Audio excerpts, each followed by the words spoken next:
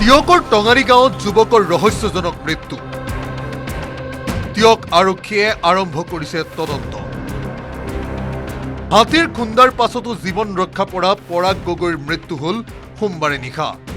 হাতীৰ খুন্দাত আহত হোৱা বাবে সোমবাৰে পুৱা পৰাগ গগৈক বন বিভাগে দিছিল অনুদান। বন বিভাগৰ পৰা ধন পোৱা মাত্ৰকে দুবটল সুৰা কিনি পাৰ্টি কৰিবলৈ মন্টু চেতিয়া আৰু জিন্তু চেতিয়াক মাতিলে পৰাগ গগৈয়ে।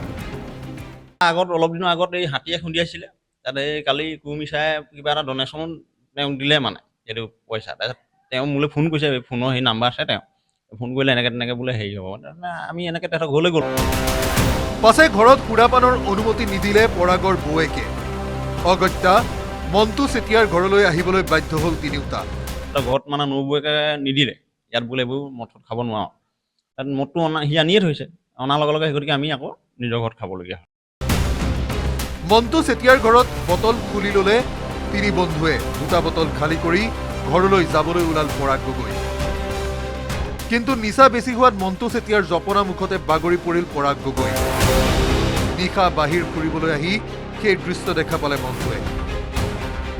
লগে লগে জিন্তুৰ সৈতে ধৰাধৰিকৈ পৰাগক ঘৰৰ ভিতৰ পোৱালেগৈ মন্টুৱে। পৰাগ আৰু জিন্তুক একেখন বিচনাত শুবলৈ দি আন এটা কোঠাত নিপালি দিলে মন্টুৱে। খাই বৈ পিনি সেই ল'ৰাজন মানে কি ওলাই গুচি আহিলে, ওলাই গুচি আহি পিনি জপনা মুখতে পৰি আছিলে। ওলাই আহোঁতে দেখিলোঁ মানুহজন পৰি থকা দেখি পিনি আমি মই দুইজনে উঠাই পিনি মানে লৈ গৈ পিনি বিচনাত শুৱাই থৈ দিলোঁ। উঠাই আনোতে মাতবোল আছে, মাতবোল ধুনীয়াকৈ কথা বতৰা পাতিছে। মই হাতখন ধৰিছোঁ, ই ভৰিকে ধৰিছে, এনেকৈ উঠাই আনিছোঁ। তেতিয়া ধুনীয়াকৈ কথা বতৰা পাতি মেলি মই কৈছোঁ শুই থাক, কাপোৰ চাপোৰ দিছোঁ, নিচা যেনিবা। মঙলবাৰে কাহিলী পুৱাতে শোৱা পাতি এৰি মৰ্ণিং ৱাকলৈ গ'ল জিন্তু চেতিয়া। মৰ্ণিং ৱাকৰ পৰা উভতি অহাৰ পাছতহে পৰাগ গগৈ ঢুকুৱা কথাটো মন কৰাৰ দাবী জিন্তু চেতিয়াৰ। মই খোজকাঢ়ি মেলি আহি পিনি তাক চাইছোঁহি শুই আছে, এনেকৈ তললৈ মুখ কৰি মই পাল্টি মাৰি দিছোঁ। তাই ইয়াক কৈছোঁ মৰি থাকিলে সমান। নিশা পাৰ্টি কৰি একেখন বিচনাত শুই থকা দুই বন্ধুৰ ভিতৰৰ এজনৰ ৰহস্যজনক মৃত্যু হোৱা ঘটনা চৰ্চিত হৈছে তিয়কৰ টঙানী গাঁৱত। মৃত পৰাগ গগৈৰ পৰিয়ালৰ অভিযোগৰ আধাৰত ঘটনাৰ তদন্তত ব্যস্ত হৈছে তিয়ক আৰক্ষী।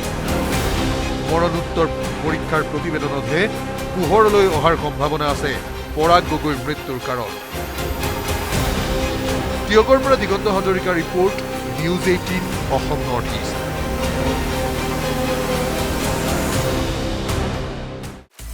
আপুনি বিচৰা বাতৰি পাব কেৱল নিউজ 18 এপত।